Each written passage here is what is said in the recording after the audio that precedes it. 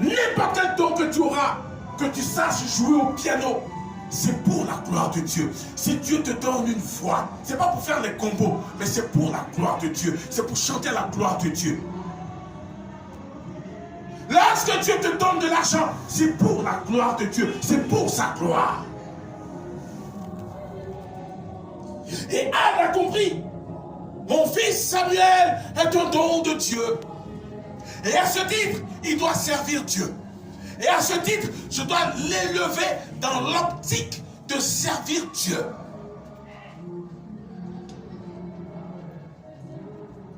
Aujourd'hui, quand les gens ont des enfants, pour eux, c'est leur enfant.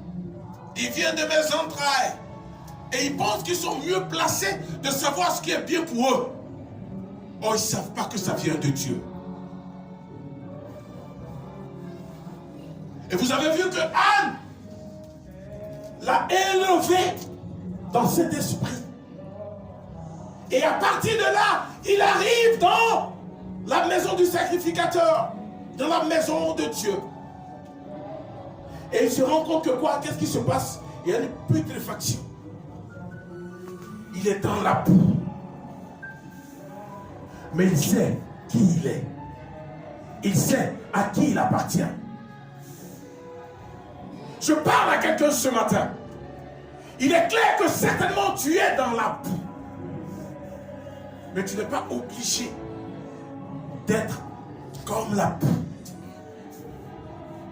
Tu es dans la putréfaction.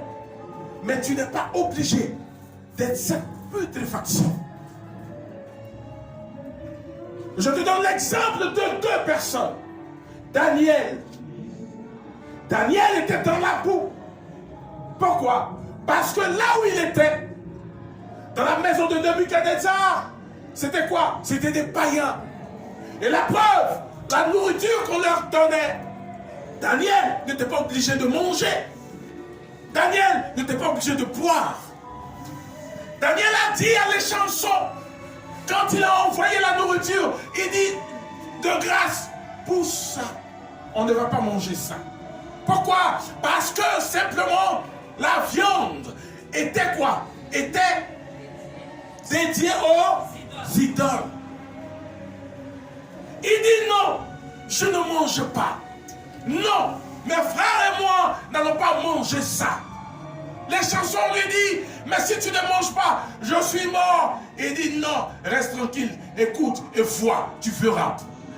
Et si je vois, si tu ne manges pas, tu vas maigrir. Et si tu maigris, le roi viendra et c'est à moi qu'il s'en prendra. Il dit non, n'aie aucune crainte. Je vais manger uniquement des fruits. Rien que des fruits. Et tu verras. Joseph était dans une maison de putréfaction.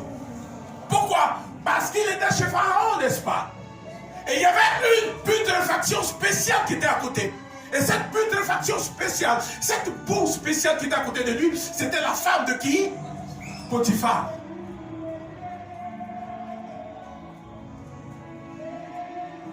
Daniel n'a-t-il pas poussé comme le lys? Est-ce que vous croyez que Joseph, ou plutôt Joseph, n'a-t-il pas poussé comme le lys? Vous croyez qu'il s'est laissé aller à cette putréfaction? Je parle à quelqu'un ce matin. Chaque fois que tu vas te lever dans cette putréfaction, chaque fois que tu vas connaître ta place, chaque fois que tu vas penser au lys, à la manière dont le lys pousse avec sa nature.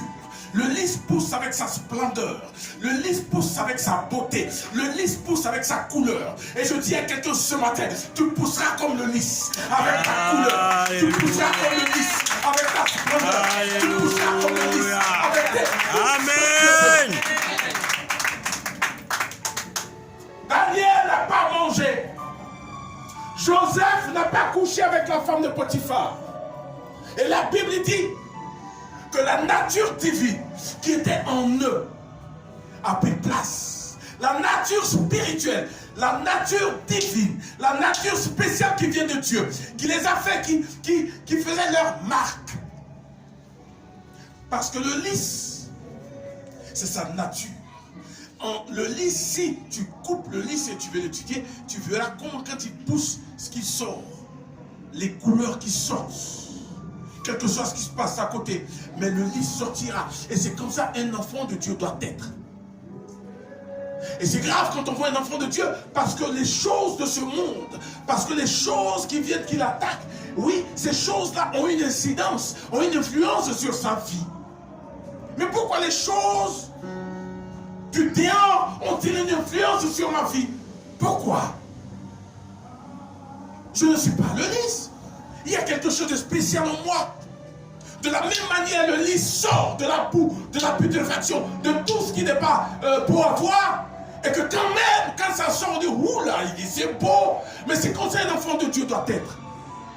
Là où il y a le désastre, là où il y a le désespoir, là où il y a point de lumière, mais parce que j'ai la lumière en moi, quand j'arrive, il y a quelque chose de spécial qui doit se passer. Il y a quelque chose de bien qui doit sortir en moi. Parce que ce qui est en moi est fort, ce qui est en moi est puissant, ce qui est en moi est beau, ce qui est en moi est réel, ce qui est en moi est spécial. C'est ça, un enfant de Dieu.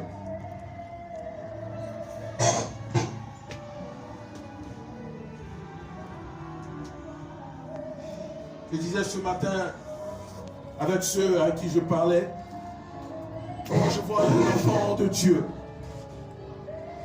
être touché par les vicissitudes de la vie, c'est que l'Esprit de Dieu n'est pas encore en toi. Nous sommes humains, c'est vrai. Les vicissitudes de la vie, quand ils arrivent, ils touchent à notre intellect. C'est vrai. Ça peut te toucher. Et c'est parce que justement ça te touche que tu prends conscience que ça ne doit pas te toucher. Pourquoi? Parce que tu es un enfant de Dieu. C'est comme un choc. Il arrive, le choc n'est jamais perpétuel. Et c'est pour ça qu'on appelle un choc. Quand il vient, il frappe et c'est fini. Mais tu as reçu l'information. L'influx qui arrive, nerveux, qui vient, qui touche ton mind, qui touche ton intellect, qui touche ton esprit. À un moment donné, ce qui doit prendre le dessus maintenant, c'est ce qui est là même déjà d'abord. Le lendemain, avant de dormir, tu dois t'en remettre au Seigneur. Tu dois t'en remettre au Seigneur. Regardez Joseph, il a pris le choc. Quand on l'a emmené en chose, vous croyez que quand on est venu le menotter, quand elle a commencé à mentir sur lui, est-ce qu'il n'a pas eu le choc? Il a eu le choc, Joseph. Il a eu le choc. Daniel, quand on l'a accusé, il a pris le choc. Quand on est venu les menotter, ils ont été choqués. Mais pourquoi? Mais une fois qu'ils sont arrivés en prison, regardez leur attitude en prison. Jusqu'à même à Daniel, le roi vient et puis il demande, Daniel, Daniel, il dit quoi? Ton Dieu que tu sais. Ton Dieu que tu sais. Et lui, la réaction que Daniel a, il dit non, vis éternellement au roi. Vis éternellement au roi. Joseph est allé en prison, il était en prison, il a pris le choc, il s'est assis, il dit non, ça vient de Dieu, certainement. Mais ce qui est important, je sais que Dieu fera quelque chose. Et dans la prison, est-il écrit ici que Joseph s'est lamenté? Est-il écrit ici que les larmes de Joseph sont sorties? Non. Pourquoi? Parce qu'il y avait quelque chose de plus en lui. Il y avait quelque chose de grand en lui. Lorsque les affaires, lorsque les choses vous arrivent, il y a toujours une opportunité à sortir de ça. Il y a toujours une opportunité. Au lieu de se morfondre sur ce qui t'arrive, mais là, il y a une opportunité à saisir. Et l'opportunité que Joseph a saisie, c'était quoi? C'était quoi? La révélation qu'il avait eue du rêve de celui qui était là. Il a saisi l'opportunité. Et il a fait quoi? Il a interprété. Et tout est parti de là. Il ne s'est pas dit, mon cher, c'est les mêmes Égyptiens là. Là, donc, moi, je m'assois, et puis il est là dans ce coin, il se morfond. Il se morfond, il se morfond. Il dit, non, qu'est-ce que tu as? Tu as rêvé à quoi? Et le gabier dit, viens, je te dis ce que ça veut dire. Voilà ce que ça veut dire. Voilà ce que ça veut dire. Voilà ce que ça veut dire. C'est pas nous là, quand on a notre problème, c'est fini. Tous ceux qui sont autour de nous, on a comme l'impression que c'est eux, c'est tout le monde, voilà. Voilà. Les gens qui n'ont rien à voir avec notre problème là, on déverse notre venin sur eux. On déverse notre venin sur eux. Même ton propre enfant même là. Ah! Mais nous, il est resté serein. Qu'est-ce que tu as? Donc, dans la détresse, dans la souffrance, il a fait du bien à quelqu'un en lui expliquant son songe. Et effectivement, ce qui s'est passé. Et c'est lui maintenant qui, lorsqu'il est sorti, a dit non. Quand j'étais là-bas, là, il y a quelqu'un que tu as mis en prison. Un juif, il m'a décrit exactement ce à quoi j'avais songé. Et c'est ce qui s'est passé dans ma vie. Je crois que ça là, si tes gars là ne peuvent pas décortiquer ce que tu as vu, fais-le sortir. Je suis convaincu que pour ce qu'il m'a fait là, il va faire ça pour toi. Mais imaginez-vous un seul instant. C'était qui? C'était des chansons. Imaginez-vous un seul instant. Si, comme on appelle Joseph, c'était calfeutré dans son coin. Et il avait dit, mon cher, c'est le même Jésus, je m'en fous. Il n'a qu'à faire ce qu'il veut. Son rêve là, je sais ce que c'est, mais je ne te dis pas.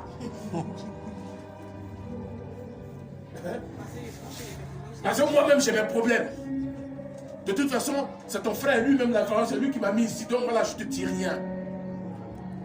Est-ce que Pharaon allait sortir? Non. Chaque fois que des situations nous arrivent, c'est qu'il y a une opportunité derrière. Il y a une opportunité derrière. Il y a quelque chose derrière que Dieu veut te faire enseigner. Même quand quelqu'un te fait du mal, ça veut dire que alors que tu avais foi en cette personne, mais Dieu est en train de te dire que voici ton véritable sorcier. Ce n'est pas compliqué. C'est pas compliqué. Dieu est en train de te dire voici ton véritable sorcier. Donc lève-toi dans la prière. C'est tout. Arrête de faire confiance en celui-là. Parce que la Bible même dit malheur à celui qui fait confiance en l'homme. Et à un moment donné, tu n'as pas fait confiance en moi, Dieu, mais je te montre son véritable visage. Voilà. Amen. Amen. Le lys pousse dans la boue. Le lys pousse dans la putréfaction. Mais notre Dieu est celui-là qui est capable de nous relever. Le Seigneur Jésus est celui-là même qui peut nous relever de la boue.